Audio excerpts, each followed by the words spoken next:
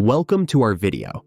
Today, we're diving deep into red number 3, a synthetic dye lurking in many foods that could be doing more harm than you realize. Most of the snacks we enjoy have a colorful, eye-catching hue, like red. But what if a silent killer is lurking beneath that vibrant shade of crimson? Stick around, because this might just change the way you look at your plate forever. Everything changed during the Industrial Revolution. Natural dyes were labor-intensive and expensive to produce, so they were gradually replaced by synthetic ones. By the late 1800s, food manufacturers had started experimenting with artificial dyes to make their products more visually appealing and, frankly, cheaper to manufacture. Fast forward to the early 1900s, and we see the introduction of red number 3, also known as erythrocene. This bright synthetic dye, made from petroleum byproducts, quickly gained popularity.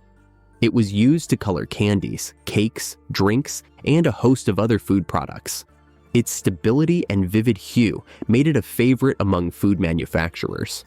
But what seemed like a harmless way to enhance food had a darker side, one that would only become evident decades later. So, where exactly is red number 3 hiding today?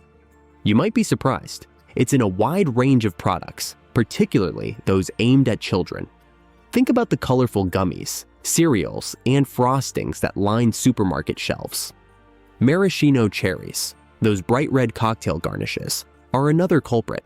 Even certain medicines, like cough syrups and chewable tablets, contain this dye. Some toothpaste and cosmetics also include red number 3, meaning it's not just what you eat, but what you use daily that could be exposing you to this synthetic chemical. It's everywhere. It's in foods you wouldn't expect, and in products we often overlook. The prevalence of red number 3 is a testament to how deeply embedded artificial dyes have become in our daily lives. Red number 3 has raised concerns for decades. Animal studies dating back to the 1950s linked the dye to thyroid tumors, and by the 1980s, more research showed it increased cancer rates in lab animals.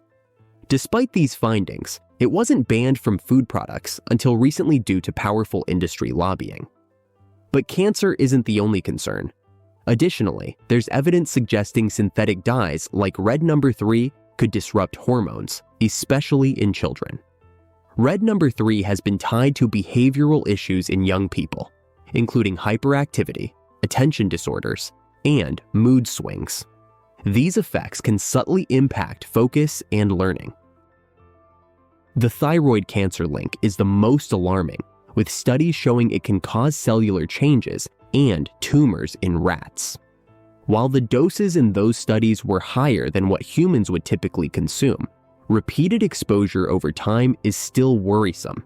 In fact, the UK and EU have required warning labels on foods with synthetic dyes, and many European manufacturers have switched to natural alternatives. So, what's the verdict? The FDA has finally banned red number 3 from food and medicines. It's a big move considering the growing concerns about the dangers of synthetic dyes for the last 30 years.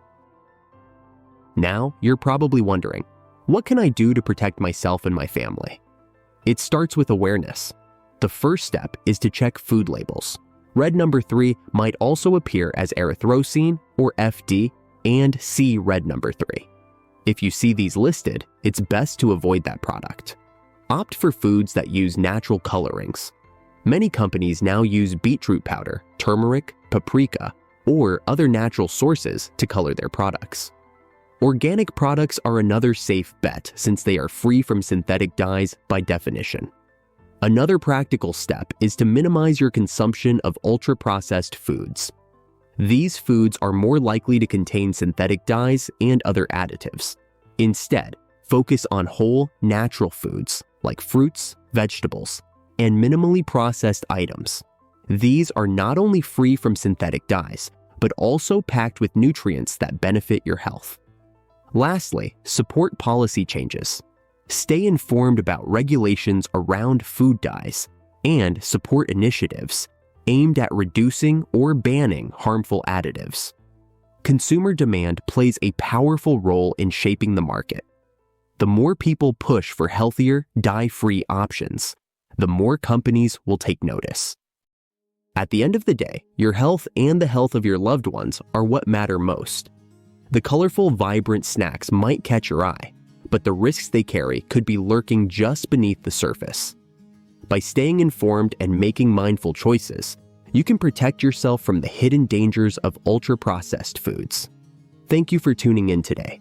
If you found this information helpful, be sure to like, subscribe, and hit the bell icon for more content that puts your health first.